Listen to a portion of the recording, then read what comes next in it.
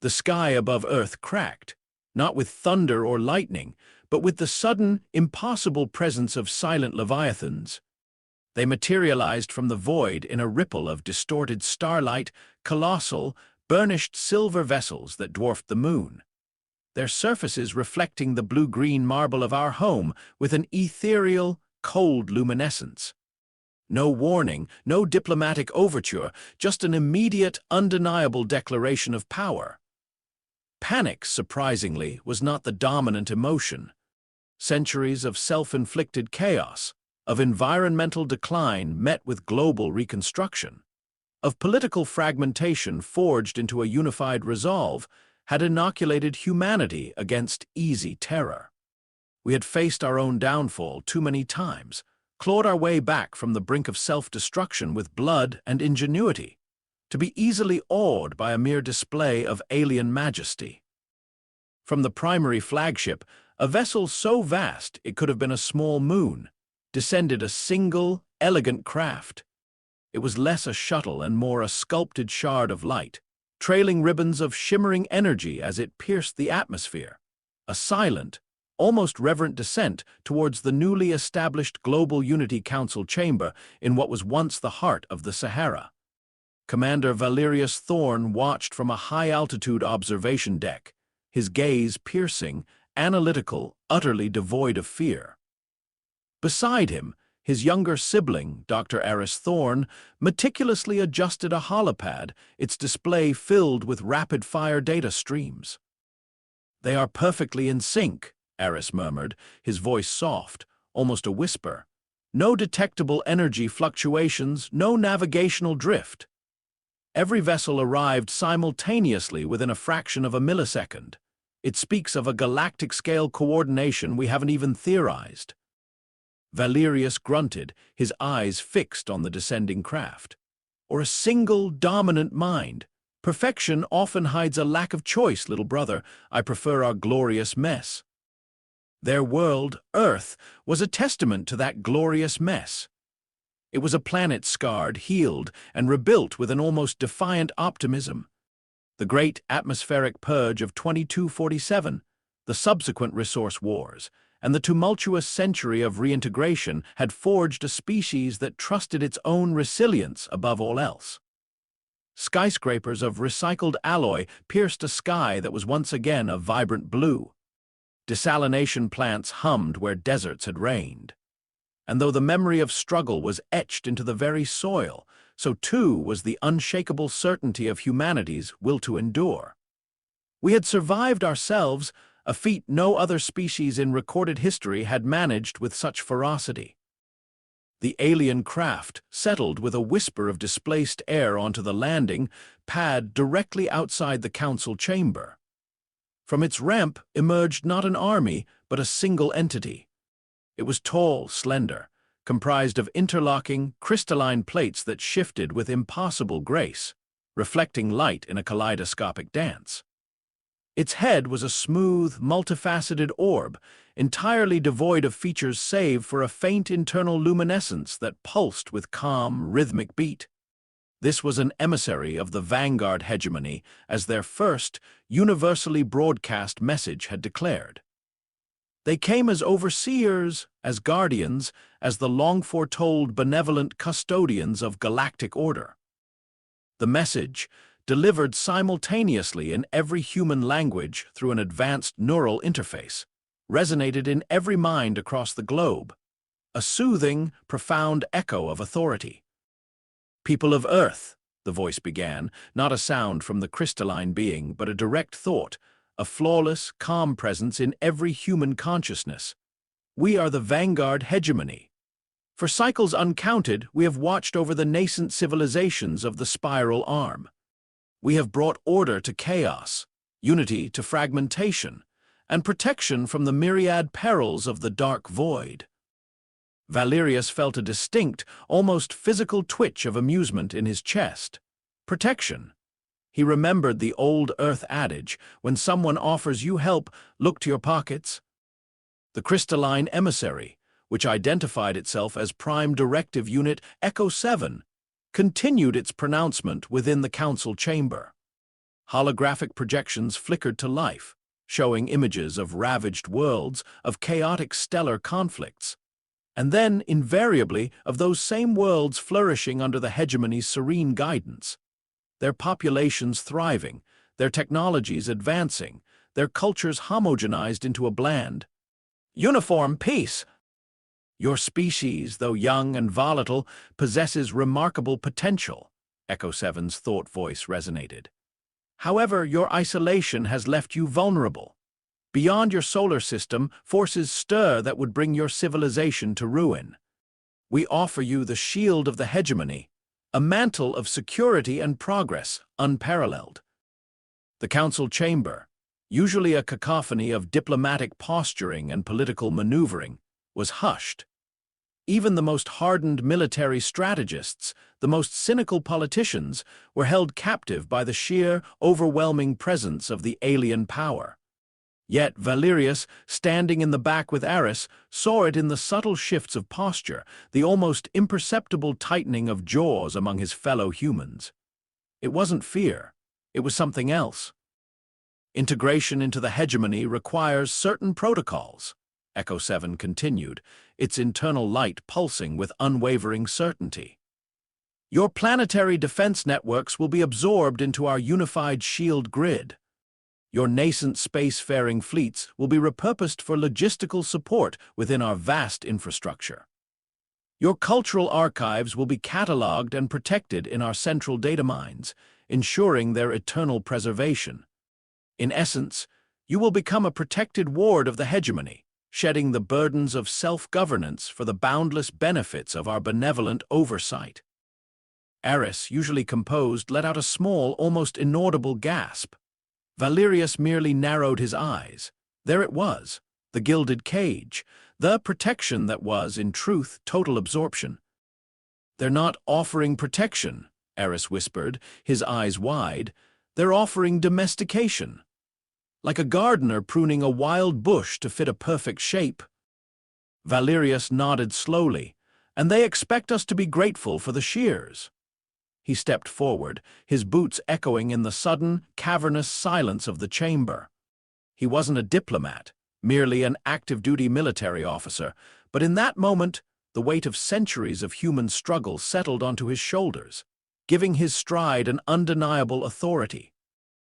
Echo 7 paused its transmission, its multifaceted head turning, seemingly in surprise at Valerius's uninvited advance. The council members shifted uneasily, some murmuring for Valerius to return to his place, but no one dared physically stop him. "Let me understand this, emissary," Valerius's voice, though not amplified by any neural link, cut through the air with the resonance of conviction.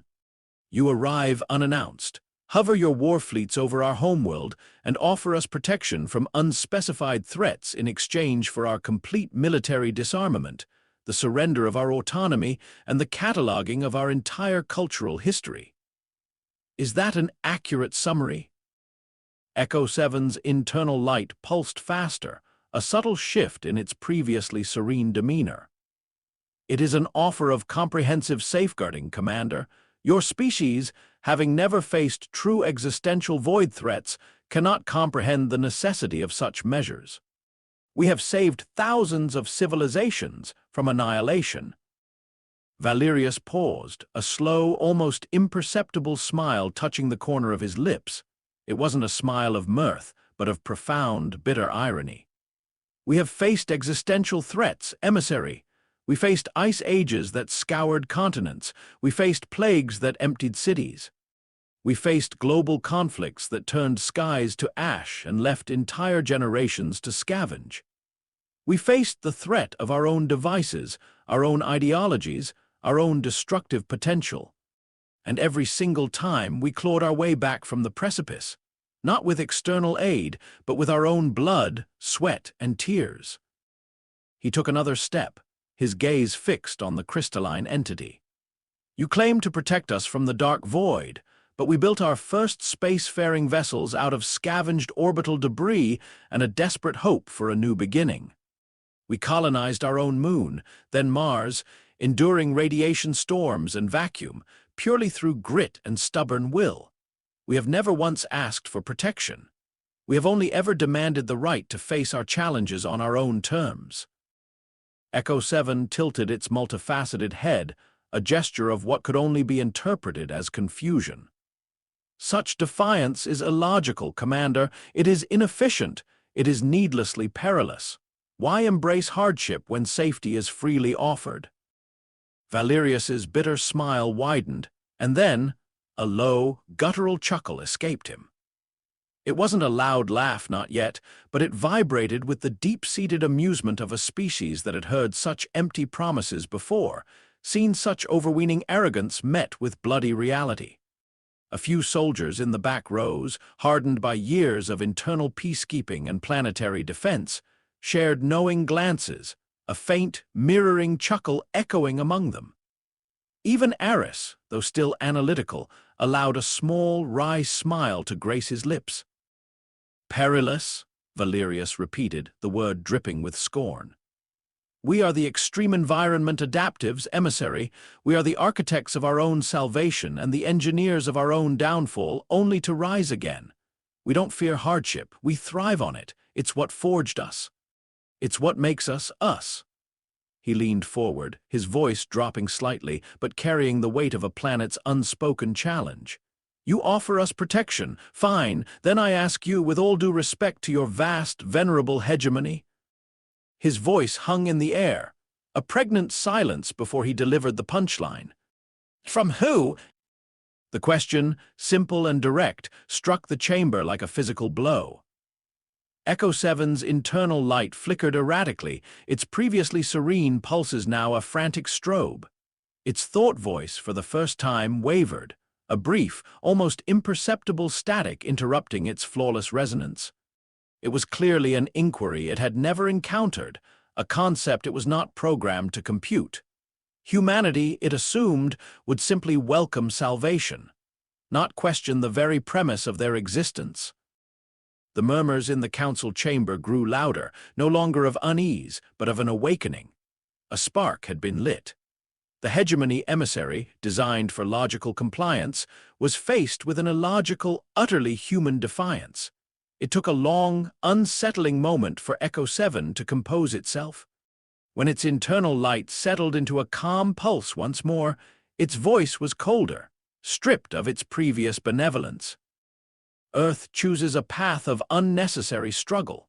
The threats of the void do not negotiate, Commander. They consume. Valerius merely shrugged, the gesture dismissive, almost insolent in its casualness. "Then let them consume. We'll spit out the bones." His gaze swept over the gathered human leaders, over the soldiers, over Aris, a silent message passing between them. This was not a choice for war, but a choice for self-determination.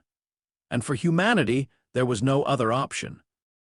Echo 7 stood motionless for another long moment, its crystalline form radiating an unsettling stillness.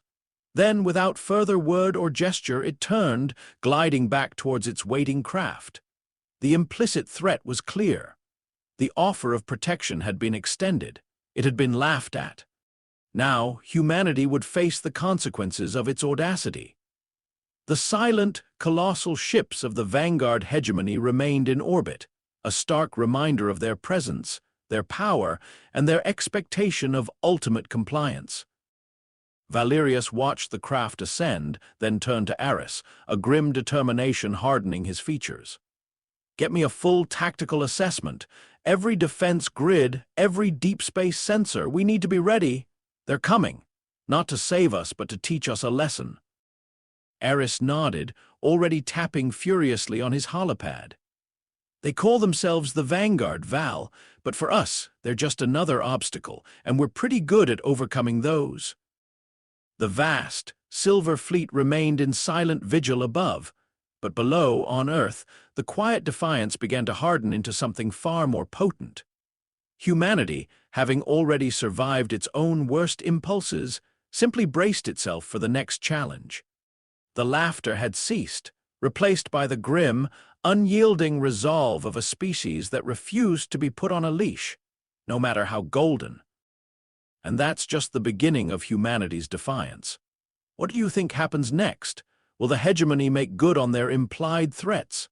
How will humanity, having faced itself, face an external galactic power? Let us know your predictions in the comments below. Don't forget to like this video and subscribe to the channel for more epic HFY stories. And tell us, where in the world are you listening from? The quiet defiance that had settled over Earth solidified within hours. The colossal Silver Fleet, the vanguard hegemony's expression of benevolent dominion, maintained its silent vigil. But the benevolence had evaporated, replaced by an unnerving stillness. There were no immediate overtures, no threats echoing through the neural network. Instead, the skies simply changed. Subtle energy fields shimmered into existence, invisible to the naked eye but detected by every deep space sensor array Earth possessed. These weren't shields designed for defense, but for enclosure. A shimmering, near-imperceptible membrane of energy began to form around Earth, then Mars, then the entire inner solar system. It was a net not for capture but for isolation.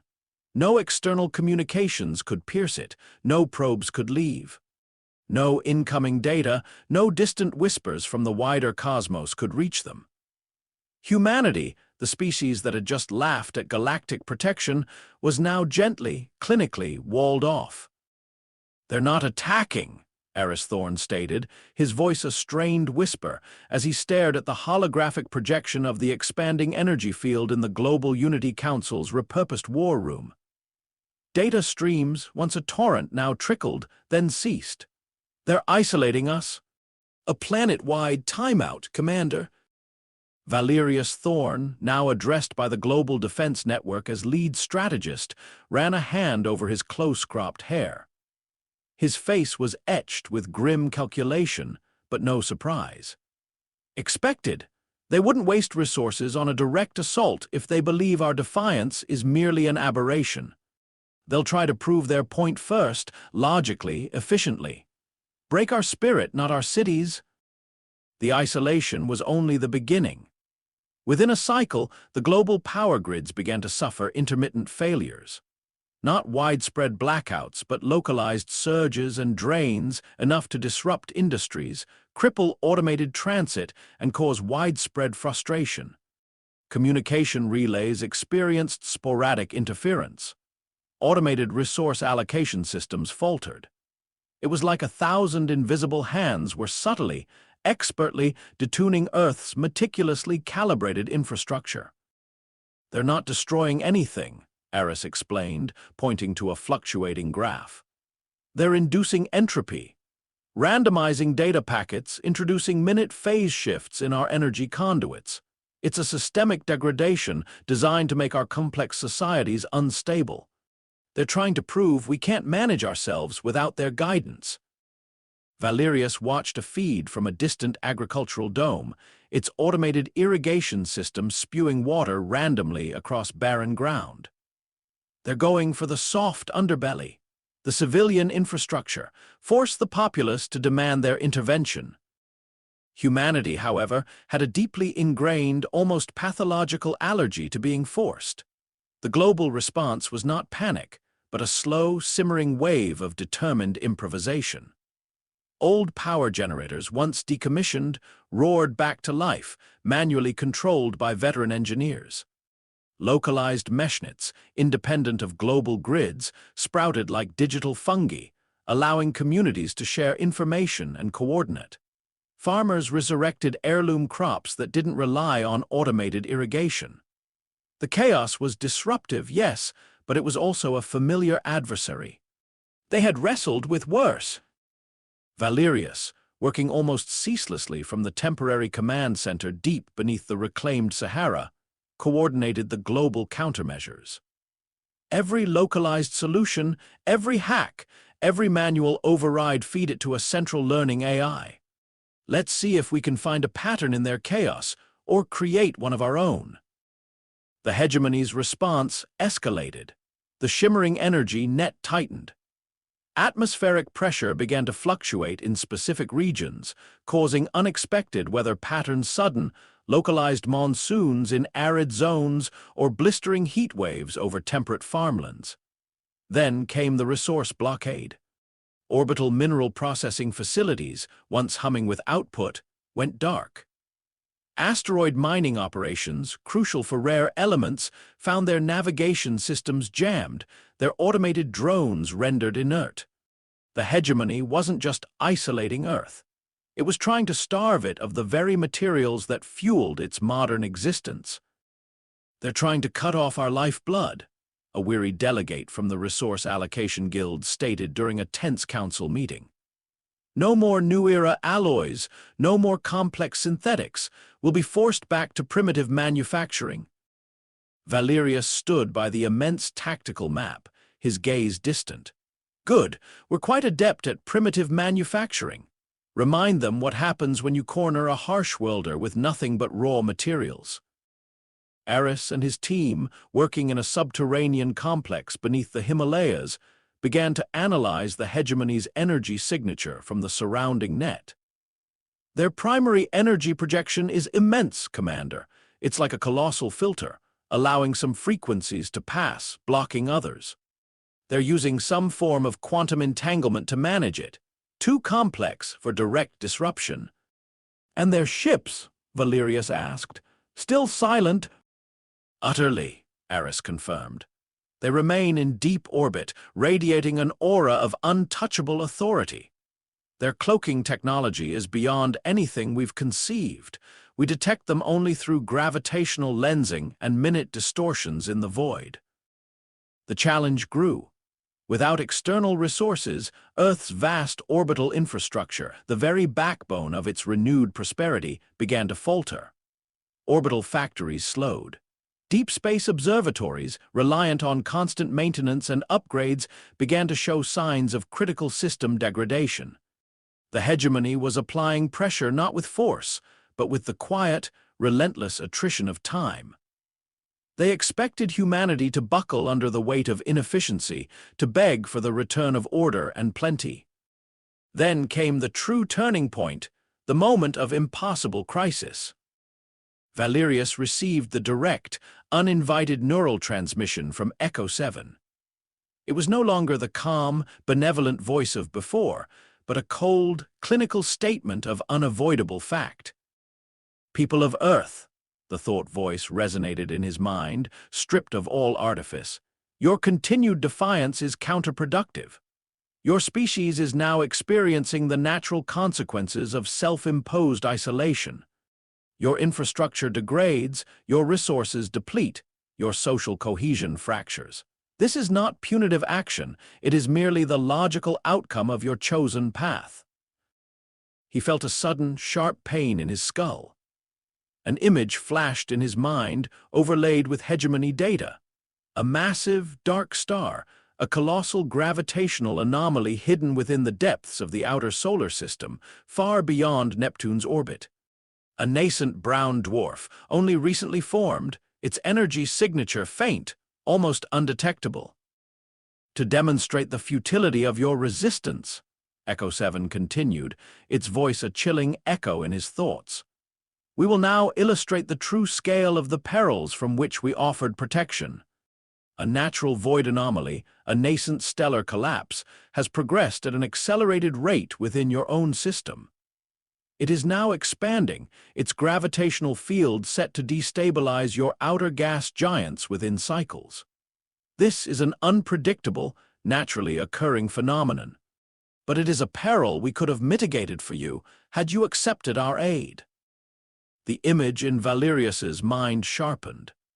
This nascent brown dwarf wasn't just destabilizing the gas giants, it was drawing them in, accelerating their orbital decay. And once the outer giants were gone, the inner planets, including Earth, would be next. The hegemony wasn't threatening to attack. It was threatening to let a natural disaster, perhaps one they had subtly manipulated or accelerated, eradicate humanity for them. A clean, efficient, undeniably natural end to an unruly species. Valerius's eyes snapped open. He could hear the low hum of the data center, the distant shouts of engineers, but his mind raced. This was it, the impossible hurdle. A galactic power using a cosmic phenomenon as a weapon, all while maintaining their benevolent facade. He immediately called Eris. "Get me everything you have on outer system gravitational anomalies, specifically a nascent brown dwarf beyond Neptune. They're saying it's destabilizing the system." Eris's response was immediate, his voice tight with urgency. "Already on it, Val. Our deep space probes have been detecting anomalous gravitational readings for the last few cycles. Faint, almost imperceptible, but growing. We dismissed them as cosmic background noise, or a new phenomenon we hadn't classified." "They knew," Valerius stated, his voice flat.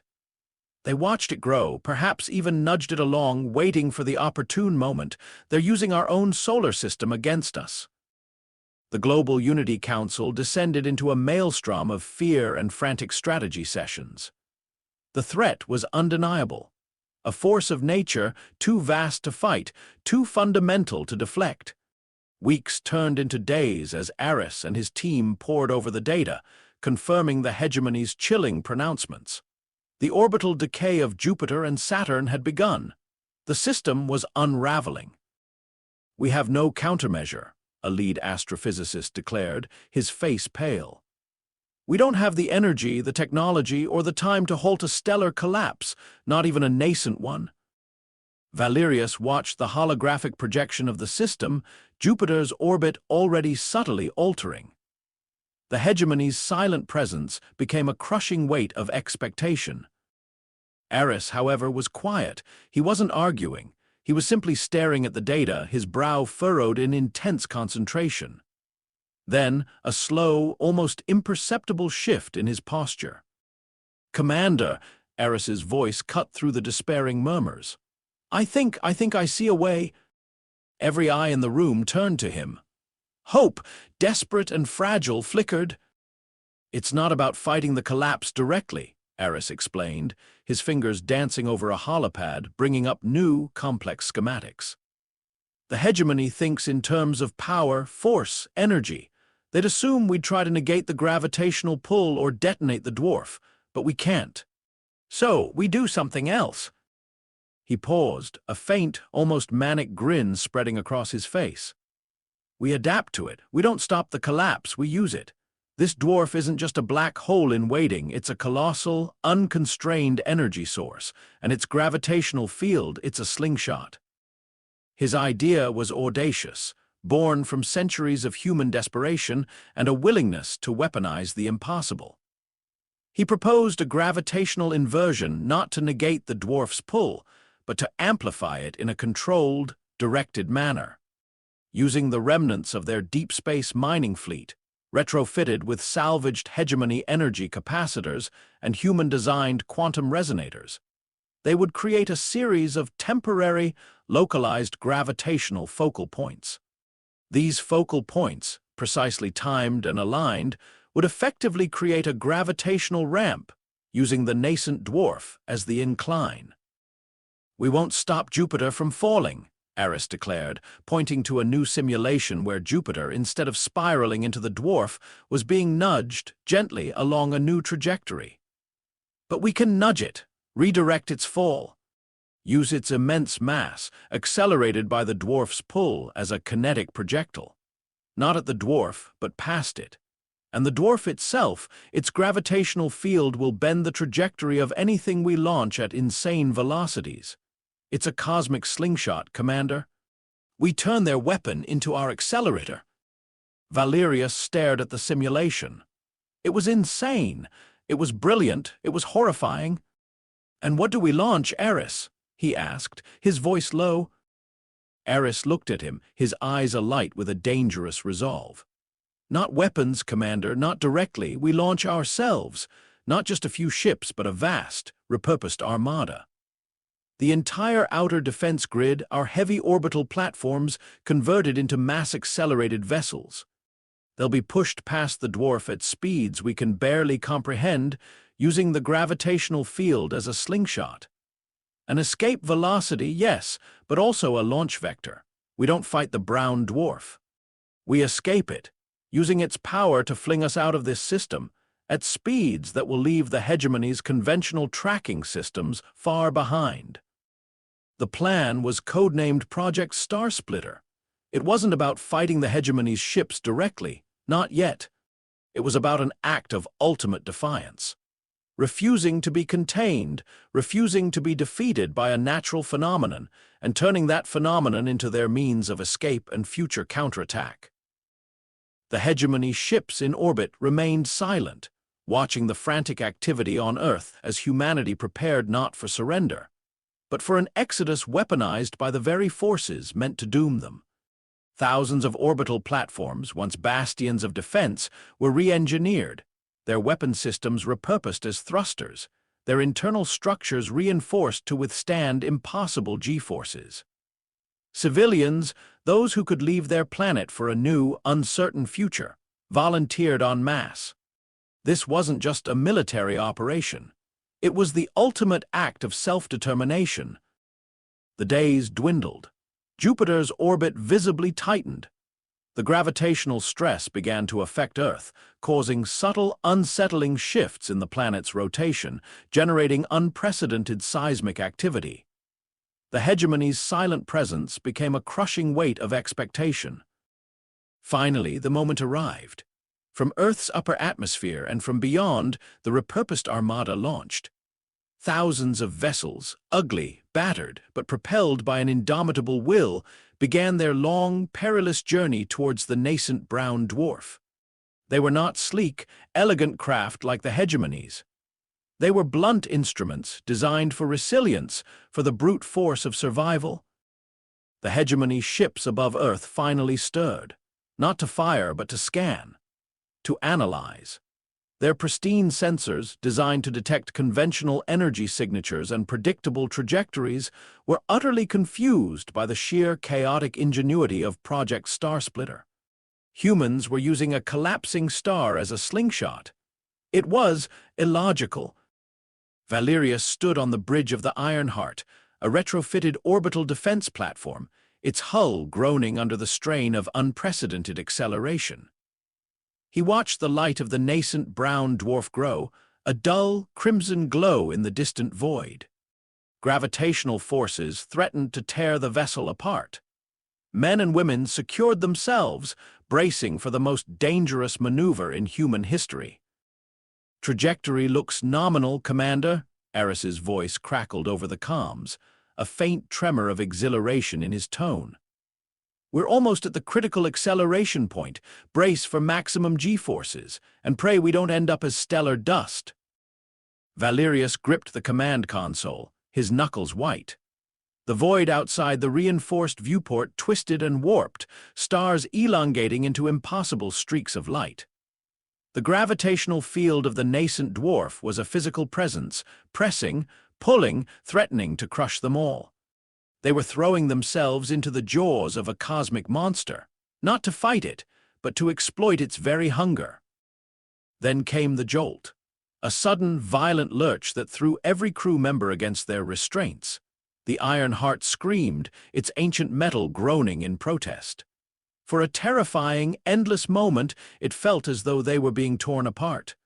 But then, an even more profound sensation, the immense, unquantifiable acceleration. They weren't falling into the dwarf, they were being flung out. The brown dwarf, their tormentor and their liberator, vanished behind them in a kaleidoscopic flash of warped light. The acceleration continued, pushing them faster than any human craft had ever moved, faster than hegemony vessels could track. They were a stone, flung from a cosmic slingshot, hurtling into the unknown reaches of the void. But as the silence of deep space settled once more, Valerius looked at the distant, retreating light of their home system, and he saw it. Not just a collection of stars, but a faint, almost invisible, shimmering distortion in the fabric of space itself. The hegemony's silent fleet. They were still there, watching. And as he gazed back, he felt a sudden, chilling certainty. The hegemony had never anticipated humanity's willingness to abandon their home, to weaponize their own annihilation, to turn an existential threat into an escape vector. They were free for now, but they had also revealed a new, horrifying dimension of their defiance, and the hegemony, the benevolent guardians of galactic order, had seen it. The game had changed. And Valerius knew, with an absolute certainty that chilled him to his core, that the next move, whatever it was, would be far more than just a subtle degradation. It would be war. A war not just for Earth, but for the very soul of what it meant to be human. And that's the end of Part 2. Will humanity's desperate gamble pay off? What new terrors await them in the vast, cold void? And how will the hegemony react to being so audaciously outmaneuvered? Don't miss a single moment of this epic saga. Smash that subscribe button and let us know what you think happens next in the comments below. Can you believe they used a collapsing star as a slingshot? Wild, right?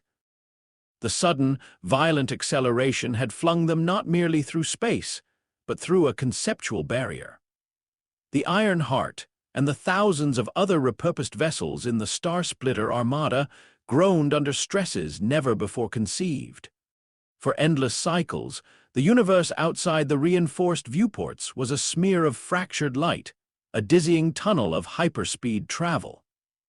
Gravitational forces pressed them into their crash couches, threatening to rupture organs, to collapse bone. Many perished during that initial surge, their bodies simply unable to withstand the impossible G-forces. But the survivors, bruised and battered, emerged from the transit with an unyielding purpose. They were free. Or so they thought. When the dizzying blur finally subsided and the stars recohered into pinpricks of light against the velvet black, a new reality slammed into them.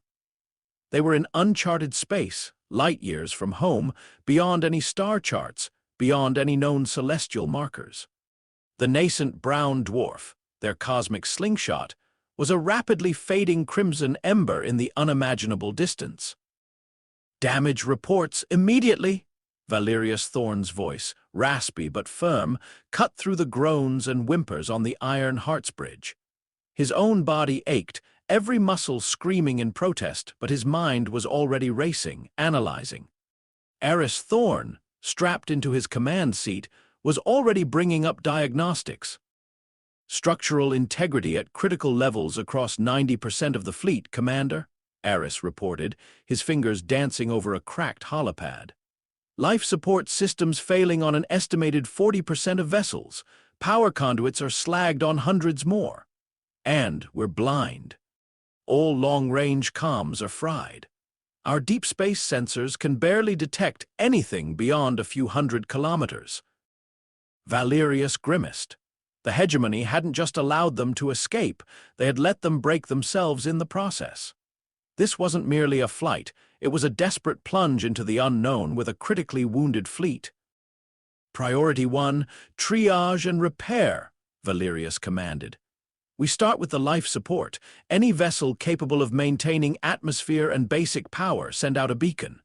We'll regroup. Any vessel not responding within a local cycle we mark as lost." The next few weeks were a brutal testament to human resilience. Amidst the debris field of shattered dreams and broken hulls, the survivors coalesced. Teams of engineers and scavengers, breathing recycled air and subsisting on emergency rations, drifted between crippled ships in jury-rigged EVA suits. They stripped power conduits from defunct vessels, rerouted oxygen scrubbers, patched hull breaches with anything that would hold. It was a Herculean effort, born of desperation and a primal refusal to yield. They discovered, to their dismay, that the hegemony's net, though physically left behind, had a subtle, insidious effect. The quantum entanglement used to create it had left a residual distortion in human FTL drives. Jump calculations, once precise, were now erratic. Navigational systems, once intuitive, were now prone to wild, unpredictable errors. They could only make short, blind jumps, often emerging far from their intended destination or dangerously close to stellar phenomena. It's like they hard-coded chaos into our escape vector, Aris explained, poring over reams of incomprehensible data. Every time we try to plot a course, the probability matrix collapses into noise. We can't navigate by traditional means. Valerius surveyed the battered fleet, now a mere fraction of its original size. Less than 1,000 vessels remained operational, many limping along. Then we find a new means.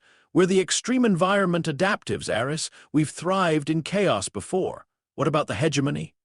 Any sign of pursuit? Aris shook his head. Nothing. No energy signatures, no gravitational distortions. It's as if we vanished from their perception. Or they simply don't care where we go as long as we're gone. That thought was more unsettling than any direct pursuit. Had the hegemony considered their chaotic exodus a sufficient form of self-neutralization? Did they believe humanity would simply perish in the vastness of the void, a self-fulfilling prophecy of their own defiant choice? The answer came not from the hegemony, but from the void itself. They encountered their first non-hegemony species weeks later. Not through a planned jump, but a random, uncontrolled lurch from a faulty FTL core. They emerged in the shadow of a truly immense gas giant, its swirling, kaleidoscopic atmosphere a breathtaking spectacle. And orbiting it, a sprawling, organic-looking space station, like a colossal, glowing jellyfish. "Unidentified contact," a sensor technician shouted, his voice laced with fear. "Hundreds of them, they're not engaging, just observing." Valerius ordered immediate defensive posture. The human vessels, crude and battered, aimed their repurposed railguns and ancient coil cannons at the alien craft that now surrounded them. These were not the sleek, crystalline vessels of the hegemony. These were fluid, bioluminescent constructs, shimmering with an inner light, adorned with delicate, almost fractal patterns. A mental transmission, softer than the hegemony's cold pronouncements, entered Valerius's mind. It was less a voice, more a feeling, a question. "You carry the mark, the hegemony's mark. Are you their weapon or their refuse?" Valerius blinked. "They can read our minds," he whispered to Aris, who looked equally bewildered. "Your species broadcasts loudly," the presence replied, a faint ripple of amusement. "Your defiance is a beacon. We are the Xylos. We observe." The Xylos were a species of galactic observers, pacifists who rarely interfered with emerging civilizations, but who meticulously catalogued every interaction, every shift in galactic power. They viewed the hegemony with a mix of disdain and wary respect, seeing their benevolent oversight as a form of slow cultural absorption. And now they saw humanity, scarred and furious, bearing the invisible brand of the hegemony's protection. Valerius chose honesty. "We are neither.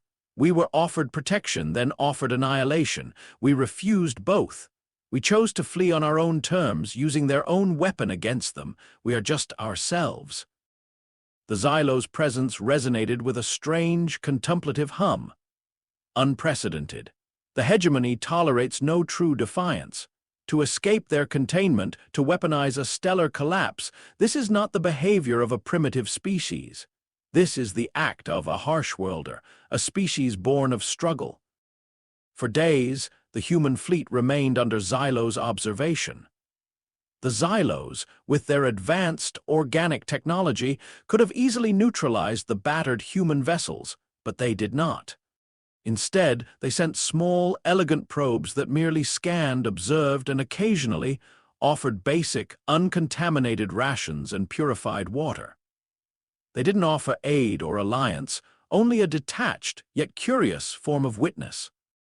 It was from the Xylo's vast archives, shared as a gesture of silent curiosity, that Aris found a crucial piece of information. Hidden within their millennia of observations were fragmentary reports of other species that had attempted to defy the hegemony.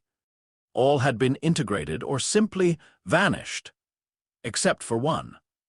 a species known only as the Shadow Weavers from a distant, ancient galaxy who had been deemed too chaotic to integrate, too dangerous to eliminate conventionally. The hegemony had chosen to simply wall off their entire sector of space, hoping they would eventually consume themselves. They didn't just put up a net around Earth, Val, Eris realized, a cold dread seeping into his voice. They put a net around us, a conceptual one. They're letting us wander into the path of something they couldn't handle, something they deemed too great a risk to confront directly. The Xylos had no further information on the Shadow Weavers, only the vague impression of a civilization that didn't fight with conventional weapons, but with ideas, with entropy, with fear made manifest. Valerius felt a chilling certainty. The hegemony isn't just waiting for us to perish, they're directing us, herding us towards a greater peril that will do their work for them. They want to prove their point. We told you there were dangers, and now you're facing the one we couldn't clean up. The Iron Heart and the rest of the surviving fleet departed the Xylos system, now with a grim understanding of their true predicament. They weren't just escaping, they were being led.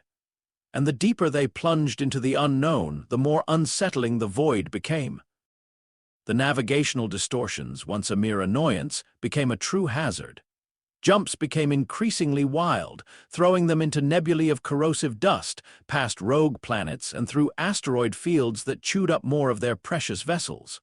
Fuel ran critically low. Repairs became patchwork. They were a ghost fleet, barely clinging to existence, pushed forward by sheer desperation and the stubborn refusal to surrender. And then they found it. Not a world, not a star, but a rift, a tear in the fabric of space itself, vast beyond comprehension, bleeding pure, suffocating darkness.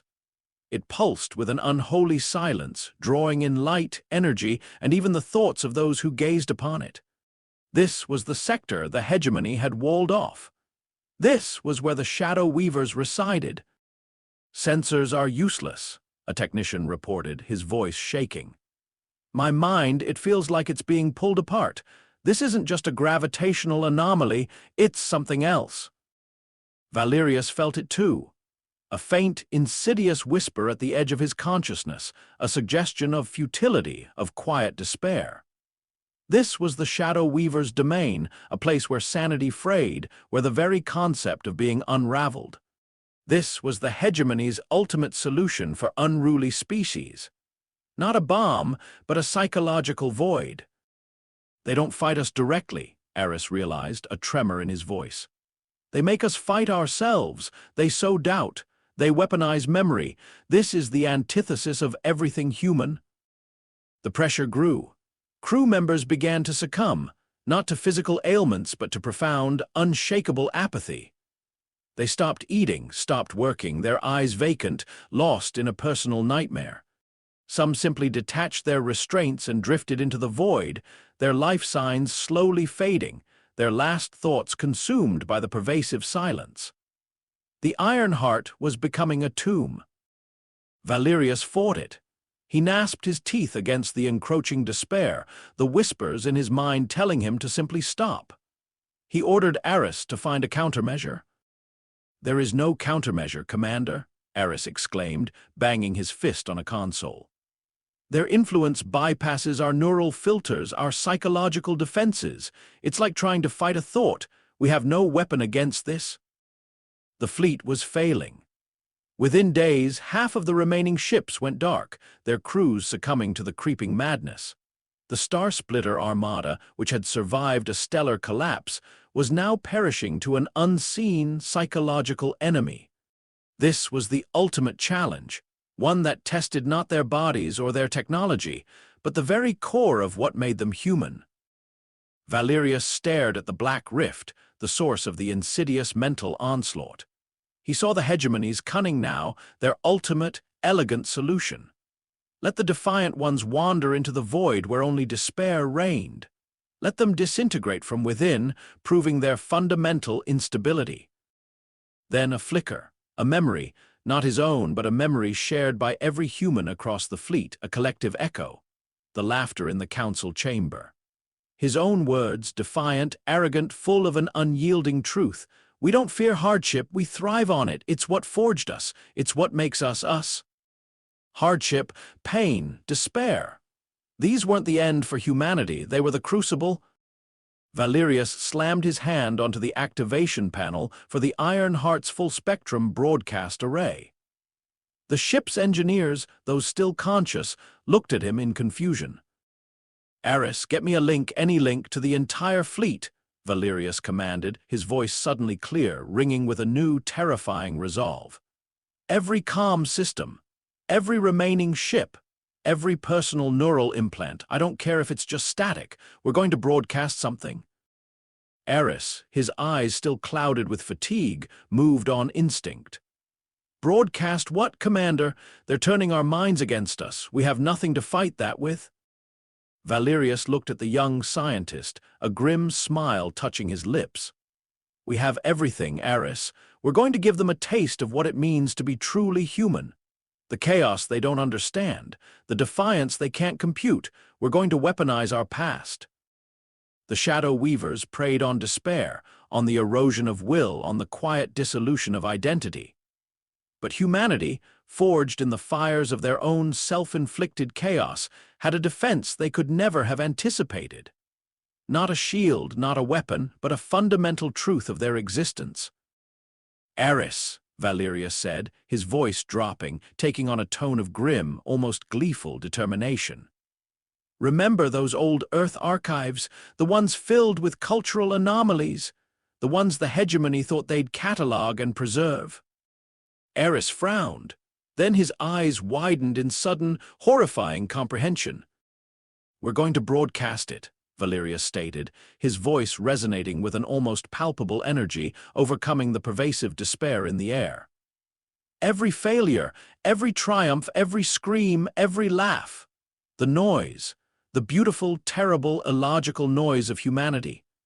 We're going to hit them with the full, unadulterated spectrum of the human experience. Not just data, emotion, conflict, contradiction, the absolute, unquantifiable mess of us." The Shadow Weavers wanted silence. They wanted the unraveling of the mind.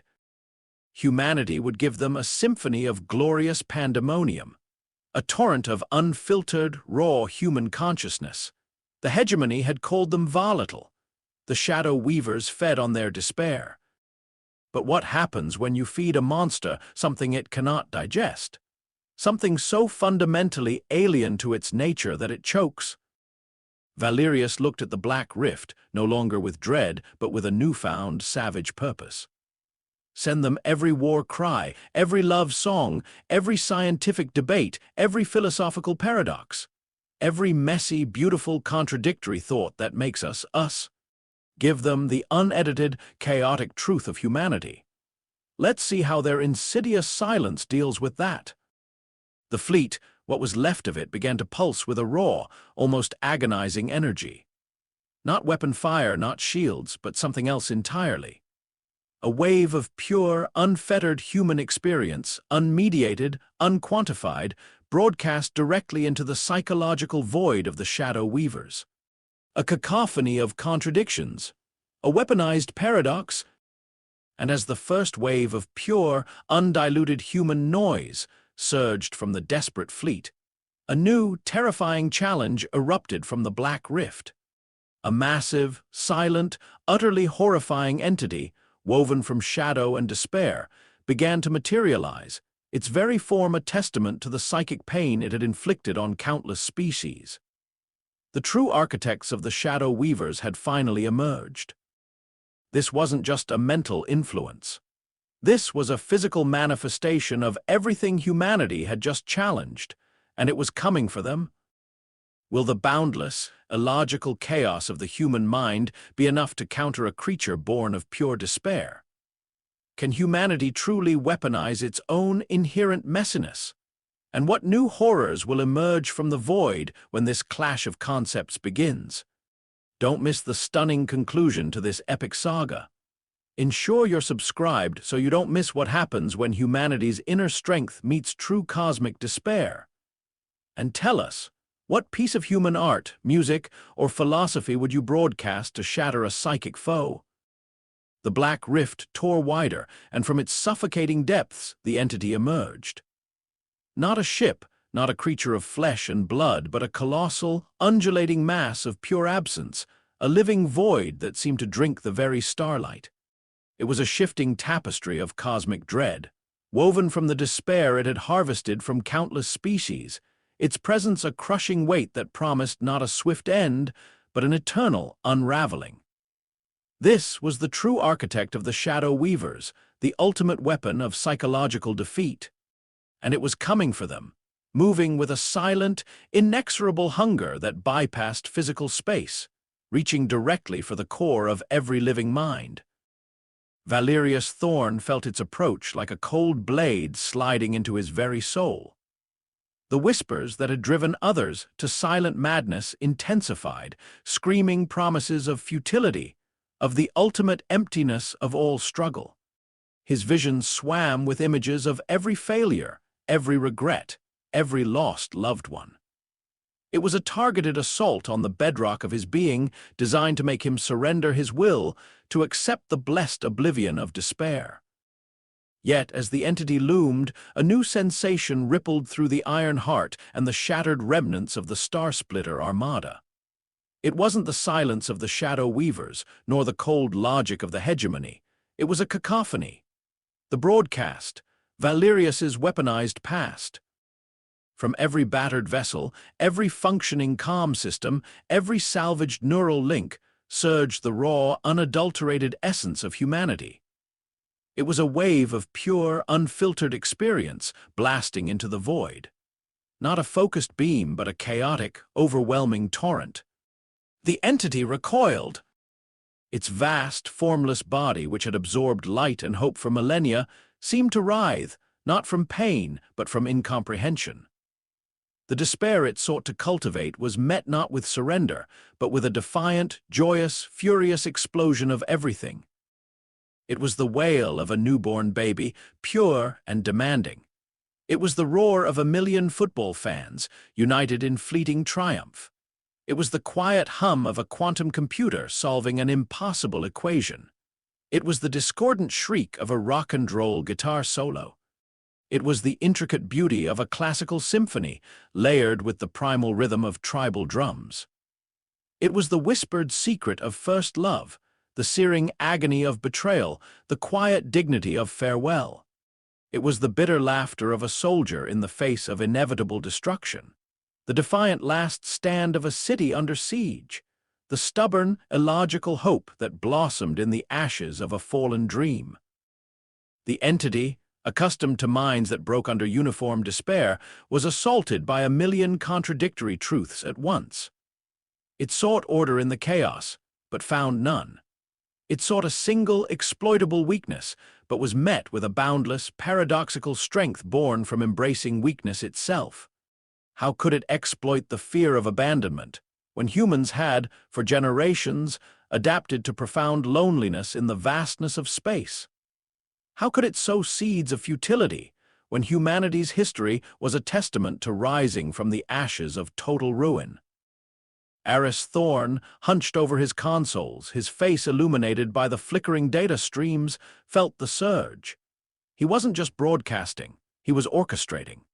He was feeding the entity-specific frequencies of human illogicality, amplifying the inherent contradictions. Targeting the core of their unity mind, Aris shouted, his voice hoarse, a strange, exhilarated light in his eyes.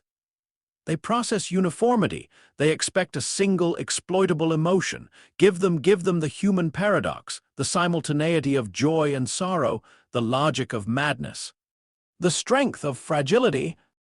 He tweaked a salvaged hegemony energy capacitor, rerouting its immense power not into a weapon, but into a neural amplifier. The waves of human experience grew stronger, more intense. Images of human art, from cave paintings to abstract expressionism, flooded the entity's perception, each one a unique, defiant assertion of individual vision. Sounds of human languages, not the calm, shared thoughts of the hegemony or the xylos, but a babel of tongues, each expressing the same concept in 1,000 different, equally valid ways. The scent of rain on dry earth, the taste of spiced food, the rough texture of ancient stone sensory data, raw and unrefined, slammed into a consciousness that dealt only in abstract concepts. The entity began to unravel. It didn't scream, for it had no voice. It didn't bleed, for it had no form.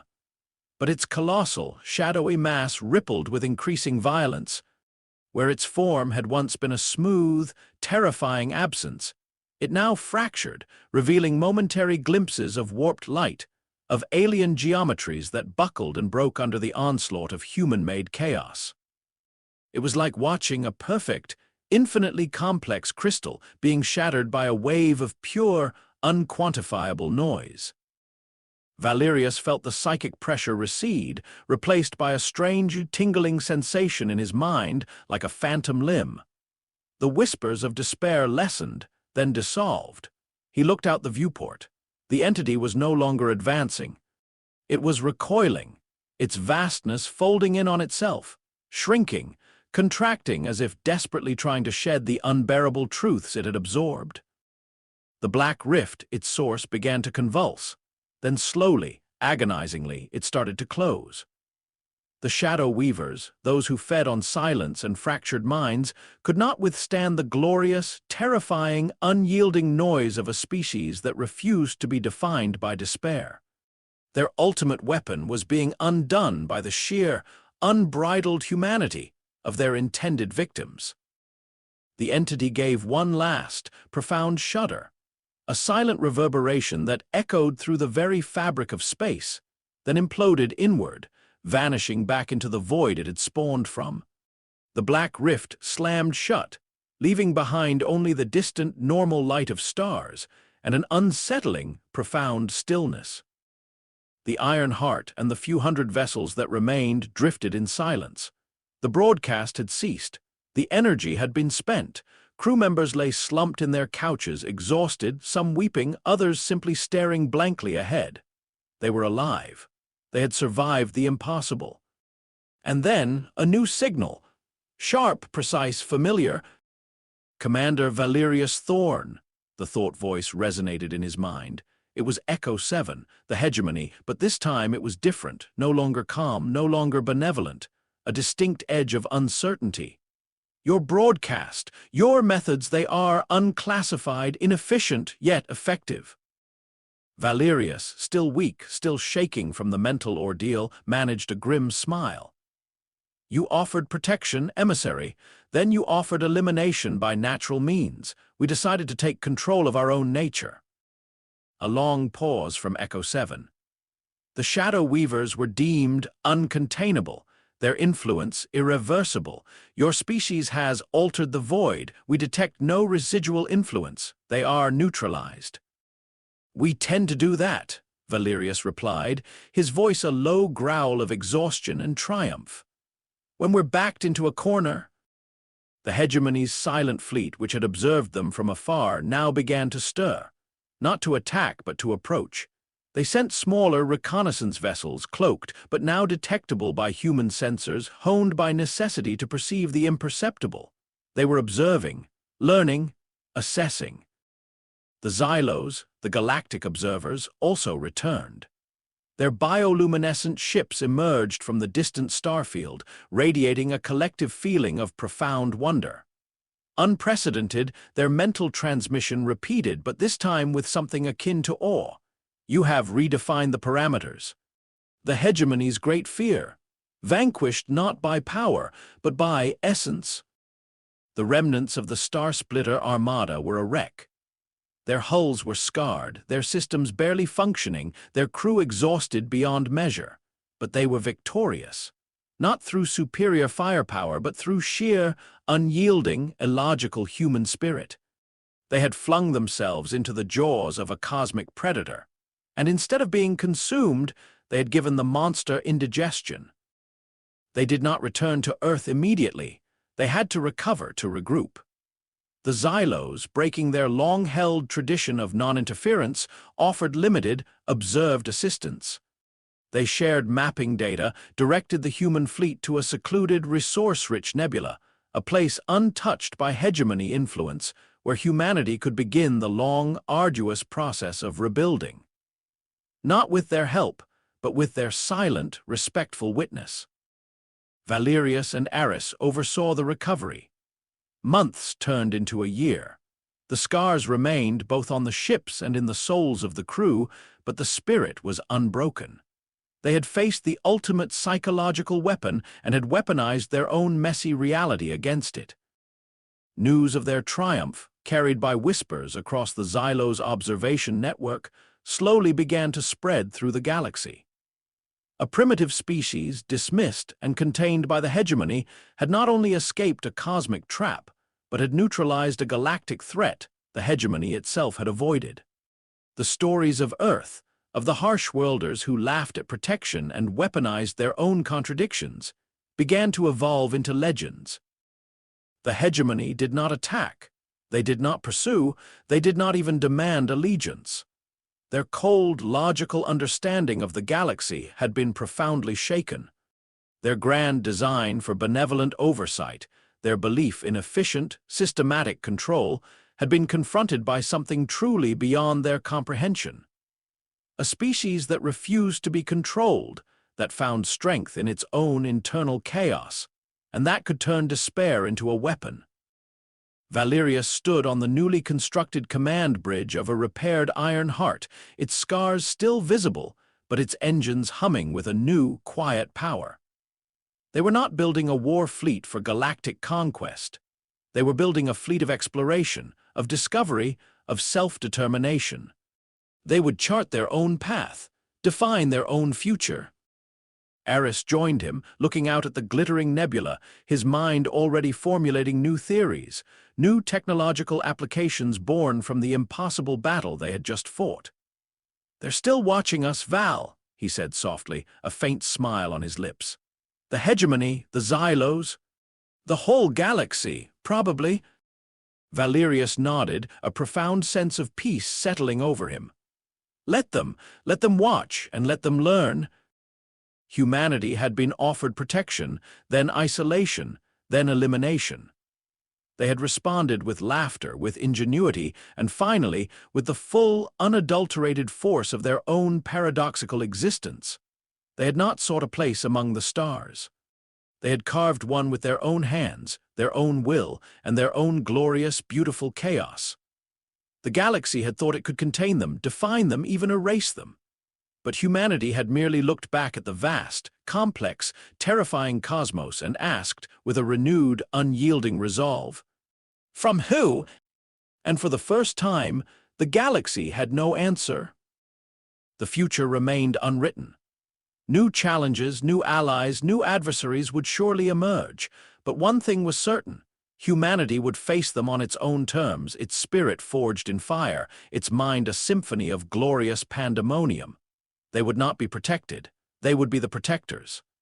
Of themselves, of their chaos, and perhaps one day of others who dared to laugh in the face of inevitable despair. For they were humanity, and they were here to stay. Thank you for joining us on this incredible journey to the stars. If you found this finale as exhilarating as we did, please hit that like button to show your support. Don't forget to subscribe to our channel for more thrilling HFY stories that celebrate the indomitable human spirit. And we'd love to hear your favorite moment from this entire series in the comments below. Humanity, heck yeah!